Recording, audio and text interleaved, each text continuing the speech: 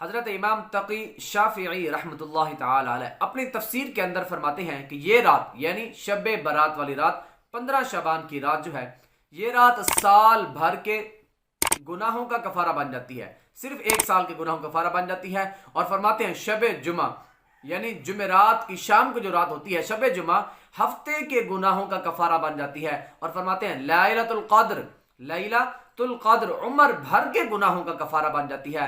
फरमाते हैं यानी इन रातों में अल्लाह पाक की इबादत करना और याद इलाही में सारी रात जाकर गुजार देना गुनाहों के कफारे का सबब बन जाता है। इसलिए इन रातों को कफारे की रात भी कहा जाता है। तो इन तीनों रातों में ज्यादा से ज्यादा जिक्र अज़कार का भी एहतमाम किया करें, नवाफिल का एहतमाम किया करें। और शब बारात बहुत अहमियत वाली रात है, बहुत बरकतों वाली रात भी आने वाली है। हो सकता है अल्लाह पाक हम सब की बख्शिश और मग़फ़िरत फरमाए।